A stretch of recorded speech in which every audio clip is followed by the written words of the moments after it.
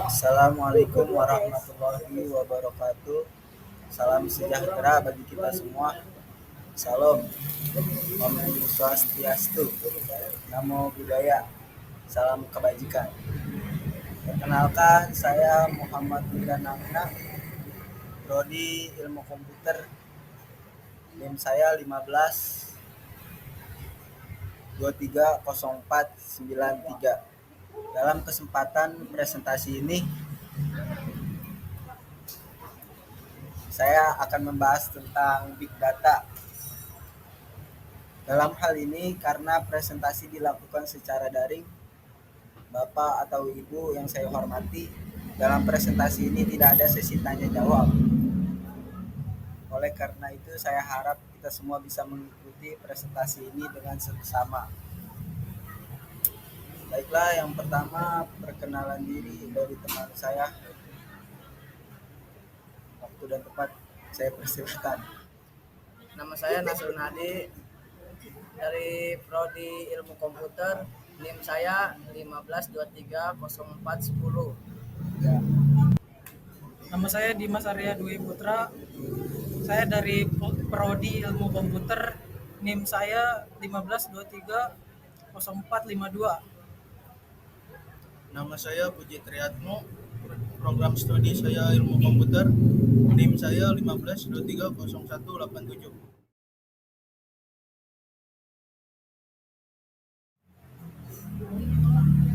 apa itu Big Data? Big Data adalah kumpulan data yang sangat besar, kompleks, dan terus bertambah setiap waktu. Data ini dihasilkan dari aktivitas internet yang makin rutin dilakukan, baik untuk tujuan pribadi maupun bisnis. Sebagai contoh, awalnya informasi penting dari Anda mungkin berupa data nama, alamat, dan nomor telepon. Namun, saat ini data yang Anda miliki makin beragam, termasuk postingan di media sosial, riwayat belanja di marketplace, hingga pencarian di mesin pencari yang menunjukkan ketertarikan Anda tentang suatu topik. Itu ulang aja. Semua data tersebut terus dihasilkan bersamaan.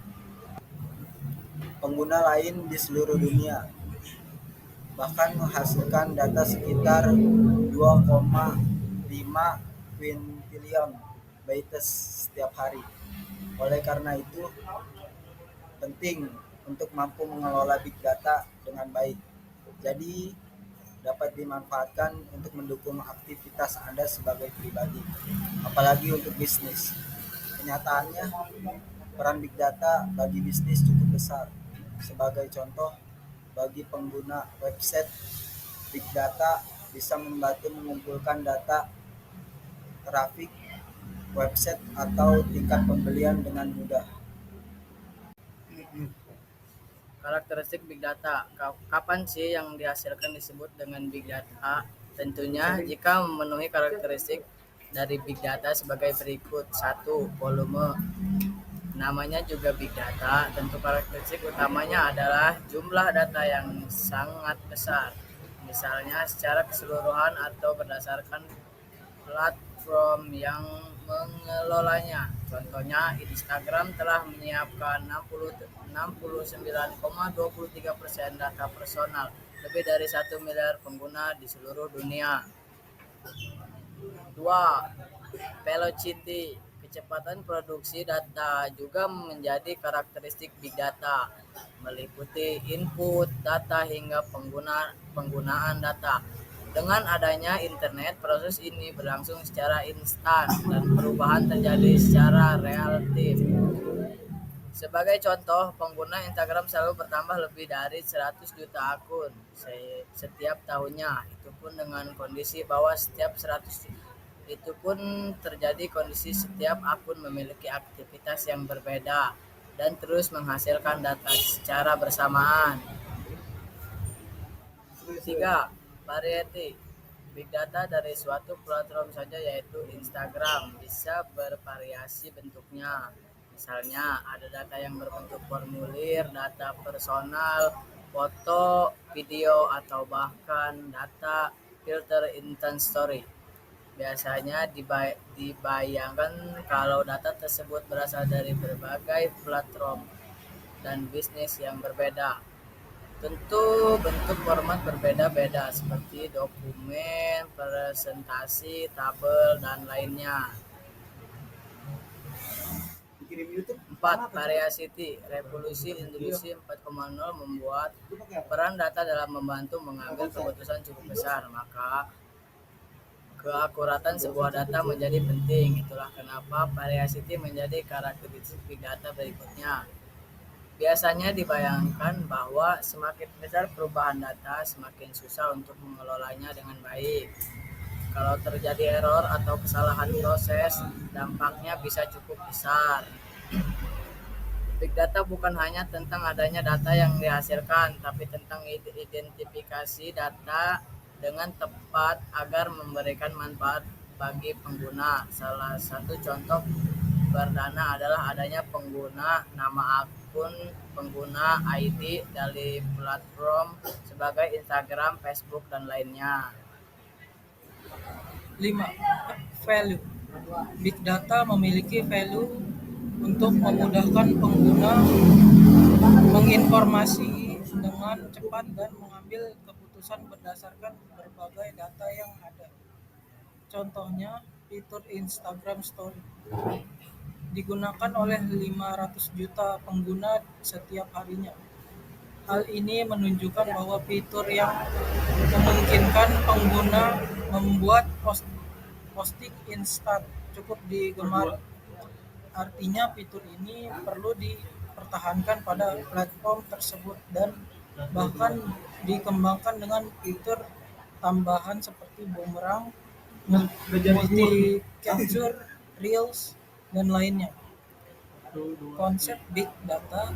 Big Data adalah mengumpulkan semua data yang dihasilkan lalu mengolahnya dengan tepat agar dapat memberikan value yang diharapkan. Singkatnya, konsep Big Data terdiri dari 3 hal berikut: integrasi data, pengelolaan data, analisis data. 1. Integrasi data. Integrasi data adalah proses untuk mengumpulkan semua data yang telah dibuat hingga menjadi big data. Contohnya data website, toko online yang berasal dari pendaftaran akun baru, daftar wishlist, dan lainnya. Semua data tersebut akan tetap tercatat pada sistem untuk kemudian digunakan pada proses selanjutnya. Artinya pada proses integrasi data, fokus utamanya adalah pengumpulan data saja. 2.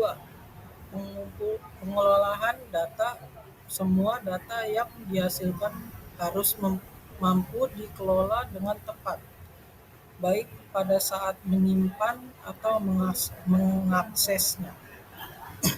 Untuk itu diperlukan sebuah ruang penyimpanan besar serta bisa diakses kapan saja dan dari mana saja.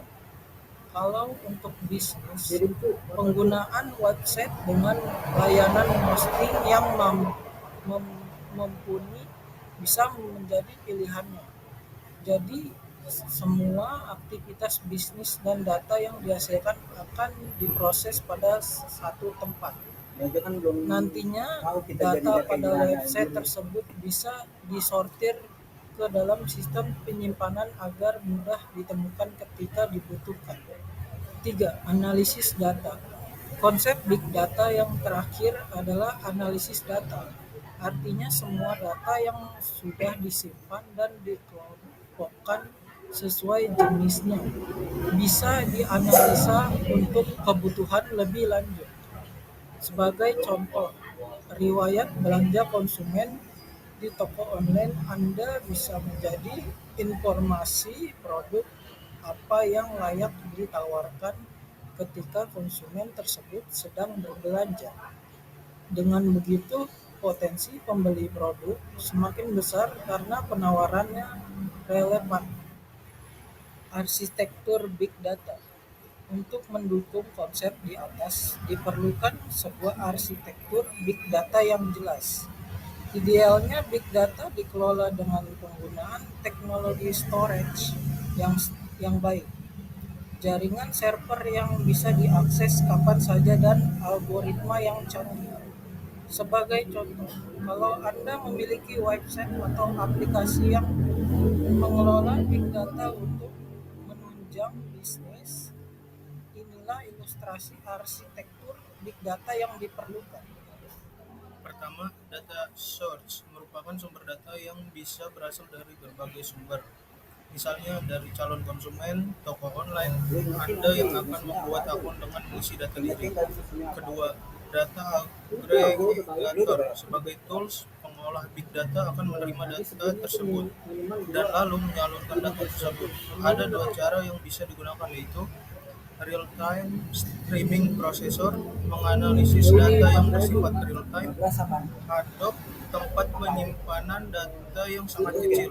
Ketiga, jika data terhitung ringan, maka setelah tahapan real-time streaming processor, data akan langsung disimpan dalam data store atau tempat penyimpanan data yang telah dianalisis. Namun, jika kuantitas data sangat besar, maka di tools Hadop, data harus diproses dengan sistem non-real-time processor. Setelahnya, baru data bisa disimpan di data store. Nah, data yang tersimpan dalam data store itulah yang bisa diakses dengan aplikasi atau sistem yang langsung diunduh oleh user. Perjalanan data, manfaat dan contoh big data dalam bisnis. Apa saja sih manfaat big data terutama untuk dunia bisnis? Satu, pengembangan produk menjadi lebih mudah. Big data dapat membantu Anda mengembangkan produk lebih baik sesuai dengan kebutuhan konsumen. Pada akhirnya, penjualan bisa lebih ditingkatkan. Misalnya, produk Anda yang memiliki kemasan ekonomis lebih diminati, maka Anda bisa memproduksi lebih banyak produk tersebut. Sebaliknya, jika ada produk yang penjualannya sangat rendah, maka Anda bisa menganalisis penyebabnya dari data yang ada. Kemungkinan bisa memutuskan apakah akan memperbaikinya atau menghentikan produksinya. Dua, peluang inovasi bisnis lebih terbuka. Dengan big data, Anda dapat mengenali tren minat konsumen, bisa dari jenis produk atau berdasarkan banyaknya transaksi suatu produk. Kemudian, Anda bisa membuat inovasi produk baru sesuai tren yang lebih mudah, menarik banyak konsumen. Bisa juga berupa penerapan sistem baru yang mendukung penjualan produk. Contohnya, banyak konsumen suka menggunakan metode transfer dan kartu kredit untuk berbelanja. Artinya, kemudian pembayaran sangat diinginkan oleh konsumen ketika mengunjungi sebuah toko online. Sebagai pemilik bisnis, Anda bisa menyiasatkan dengan menyediakan metode pembayaran non-tunai atau cashless, seperti kartu kredit atau e-wallet di website toko online Anda. Tiga, dapat merancang UX yang lebih user-friendly. Interaksi konsumen melalui aplikasi web, app, ataupun website menjadi penentu tingkat penjualan produk.